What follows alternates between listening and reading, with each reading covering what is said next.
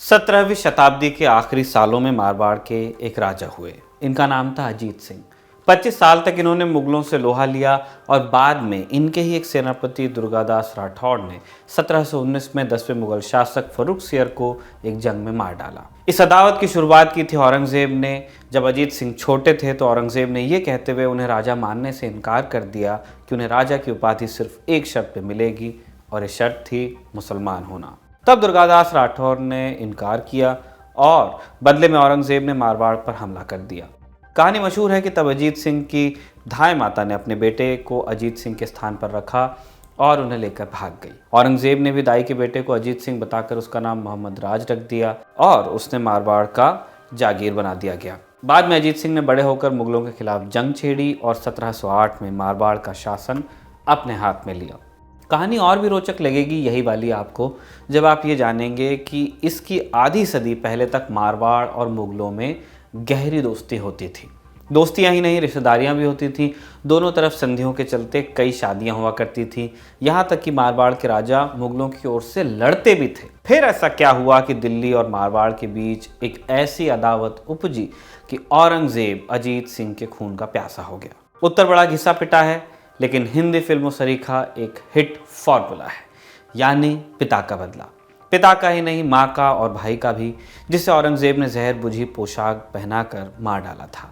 कौन थे अजीत सिंह के पिता और क्या थी उनकी कहानी, आइए जानते हैं। नमस्कार, मेरा नाम है निखिल और आप देख रहे हैं तारीख, जिसमें हम सुनाते हैं उस तारीख से जुड़ी भारत की ऐतिहासिक कहानियां। और आज की तारीख का संबंध है एक राजा से।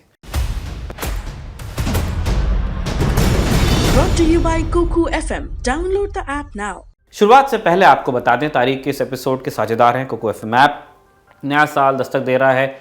इस मौके पर हर बार की तरह घिसा पिटा न्यू ईयर रेजोल्यूशन लेने के बजाय मौका दीजिए किताबों को, जो बदलाव का ईंधन होती हैं। आप में से लोग जो पढ़ने से बचते हैं या जिन्हें वक्त नहीं मिलता, उनके लिए कुकू एफएम ऐप लाए हैं एक खास ऑफर। NY50 कूपन कोड का इस्तेमाल कर आप कुकू एफएम ऐप के प्रीमियम सब्सक्रिप्शन पर डिस्काउंट ले सकते हैं 50% का। कुकू एफएम ऐप पर आपको मिलेंगी जाने माने वो लीडर्स की जीवनियाँ, आत्मकथाएं, ढेरों उपन्यास भी हैं इस पर और कई तरह की ऑडियो बुक्स। याद रखिए, NY50 कोड सिर्फ 1 जनवरी 2022 तक के ही उपलब्ध है। बाकी जो आप जानकारी चाहते होंगे हमने डिस्क्रिप्शन बॉक्स में दी हुई है। साल 2008 में एक फिल्म आई थी जोधा अकबर। ऋतिक और ऐश्वर्या वाली की बात कर रहे हैं हम।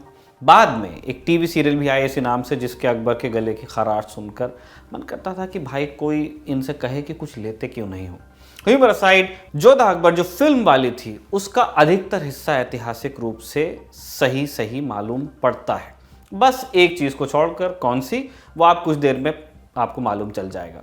बाकी चीज़ें ऑलमोस्ट ठीक हैं। अकबर के 3 रानियाँ थीं, उनमें से एक फेवरेट थी, बात सही है। लेकिन इन रानी का नाम जोधाबाई नहीं था। वो आमेर के राजा भारमल की बेटी थी।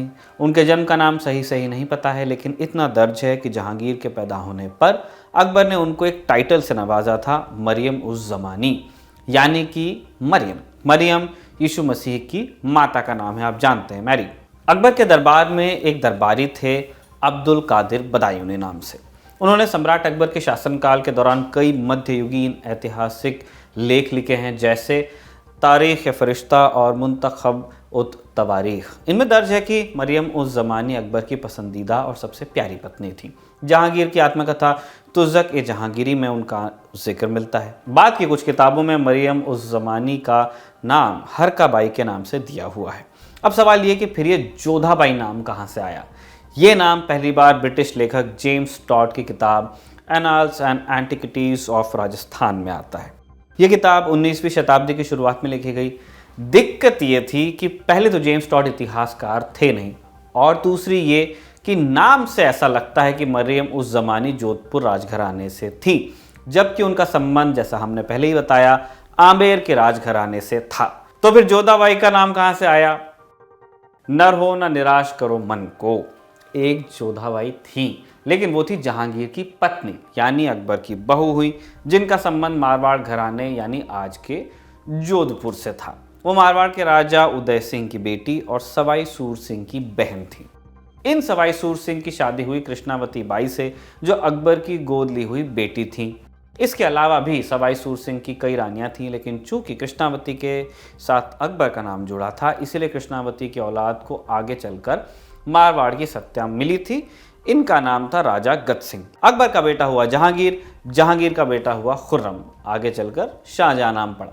यानी राजा गद सिंह और खुर्रम ममेरे भाई हुए। 1622 के आसपास खुर्रम ने जहांगीर से बगावत कर ली। तब मारवाड़ राजघराना मुगल शासकों से अच्छे संबंध रखता था। जोधा बाई और हरका बाई की शादी दोनों के बीच हुई संधियों का ही परिणाम थी। 5 मई 1623 के दिन जहांगीर ने महाबत खान और परवेज मिर्जा को खुर्रम पर नकेल कसने भेजा और साथ ही राजा गद सिंह को इस लड़ाई का लीडर नियुक्त किया।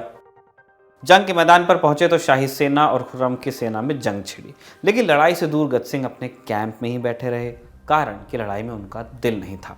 खुर्रम उनका ममेरा भाई था और लड़ाई के बीच में रिश्ता आ जा रहा था। दूसरी तरफ क्या हो रहा था? लीडर गायब था। सेना मैदान में वही हुआ जो हो सकता था, शाही सेना की कमर टूट गई। यहाँ खुर्रम ने एक गलती कर दी। उसका एक जनरल भीम सिसोदिया गद सिंह के पास पहुंचा। उसने गद सिंह को लड़ाई के लिए ललकारा, कायर भगौड़ा न जाने क्या क्या गालियां दी। तब गद सिंह का खून खौल उठा और वो जंग के मैदान में पहुंच गए। जीती लड़ाई इस तरह खुर्रम हार गया, लेकिन खेल दोबारा पलटा जब जहांगीर की मौत हुई। राजा गद सिंह तब दक्कन में ही थे। रिश्ते की दुहाई देते हुए राजा गद सिंह खुर्रम के दरबार में पहुंचे, जो अब तक शाहजहां का हो चुका था। उसने भी दरियादिली दिखाते हुए गद सिंह को महाराजा की उपाधि दी और उन्हें दक्कन में बीजापुर सल्तनत के खिलाफ लड़ाई का लीडर नियुक्त किया। साल 1638 में महाराजा गद सिंह की मृत्यु हुई तो मारवाड़ की गद्दी मिली जसवंत सिंह को। अब यहां से इतिहास खुद को दोहराना शुरू करता है। शाहजहां का बेटा यानी औरंगजेब भी उसी तरह बगावत में उतरा जैसे कभी शाहजहां उतरा था।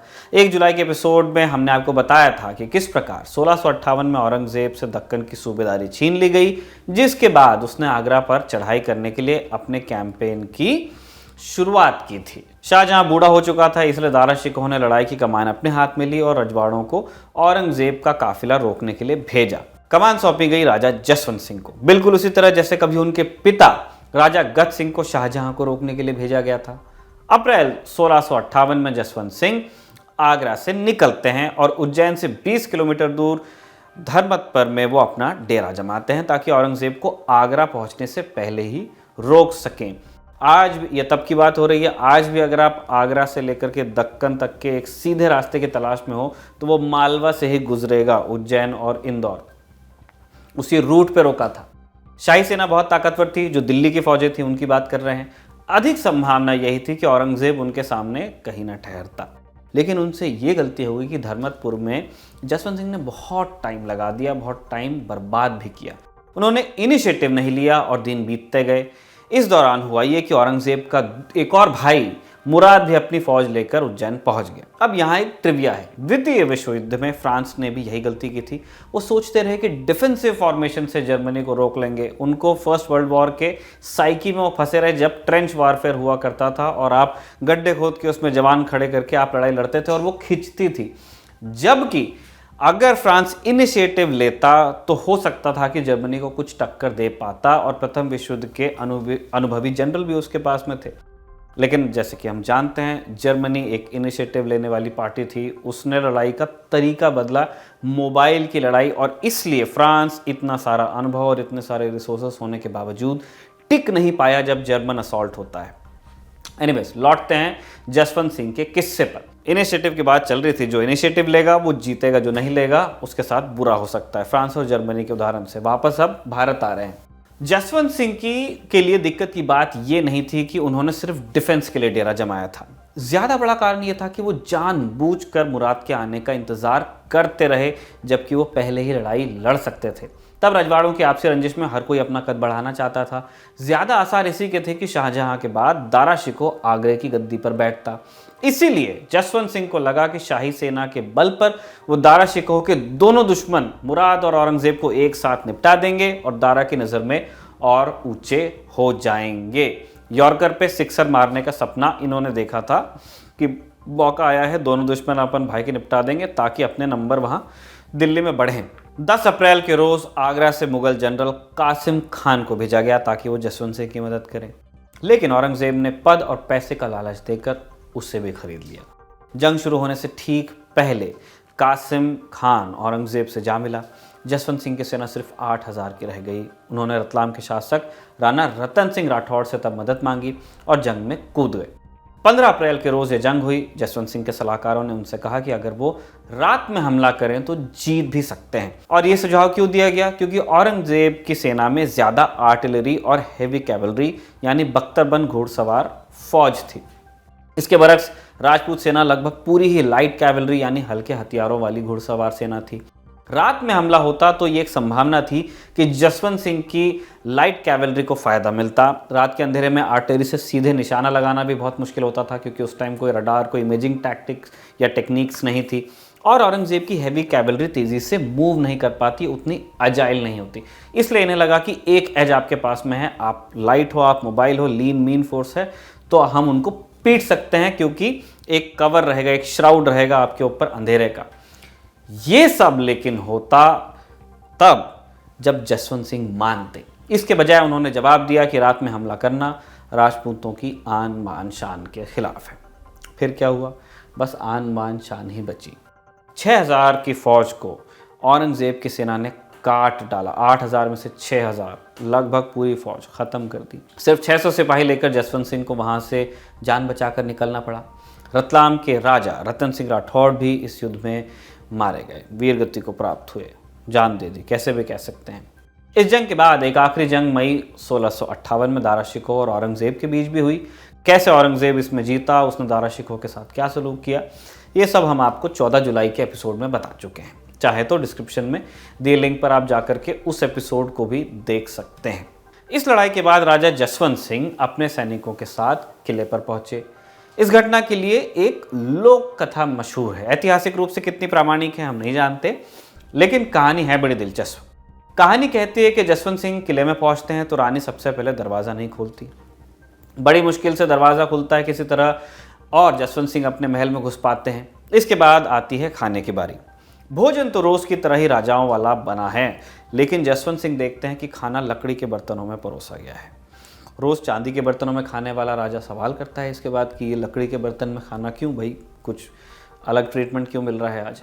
इसके जवाब में रानी जवाब देती है कि लकड़ी के बर्तन में खाना इसीलिए दिया कि चांदी के बर्तनों से जो आवाज़ होती वो आपको डरा देती। रानी जंग में हार जाने के लिए जसवंत सिंह को उलाहना दे रही थी। इसके बाद जसवंत सिंह बदला लेने की ठानते हैं और अपने बेटे पृथ्वीराज सिंह को इसके लिए तैयार करते हैं। मारवाड़ ख्यातों एक किस्म की लोक गाथा, उसमें जिक्र है कि औरंगजेब पृथ्वीराज को दिल्ली बुलाते हैं और उन्हें वहां एक पोशाक तोहफे में देते हैं। पृथ्वीराज पोशाक पहनते हैं तो उनकी तबीयत बिगड़ने लगती है और 8 मई 1667 के रोज उनकी दर्दनाक मौत हो जाती है। पता चलता है कि औरंगजेब ने जो पोशाक दी वो जहर से लैस थी। अपने एकमात्र बेटे को खोकर जसवंत सिंह बेसुध हो जाते हैं और तब से लेकर अपनी मृत्यु तक इस शौक से उबर नहीं पाते। उन्हें सबसे बड़ा गम इसी बात का था कि सिर्फ एक ही लड़का उनका था जो बदला ले सकता था, और वो भी मर चुका था। इसी गम में आज ही के दिन यानी 28 दिसंबर 1678 को उनके पेशावर में मृत्यु हो जाती है जसवंत सिंह की। जसवंत सिंह की मृत्यु के वक्त उनकी 2 रानियां पेट से थीं। इनमें से एक से राजा अजीत सिंह पैदा हुए थे, जिनकी कहानी हमने शुरुआत में आपको सुनाई थी। और इसके बाद मुगलों और रजवाड़ों में अदावत का एक नया और लंबा दौर शुरू होता है। मौका मिला तो और कभी विस्तार से अजीत सिंह की कहानी भी आपको सुनाएंगे। आज के लिए लेकिन आप इतने से संतोष कीजिए। तारीख के इस शानदार एपिसोड को लिखा था हमारे साथी कमल ने और कैमरे पर इस रिकॉर्ड किया था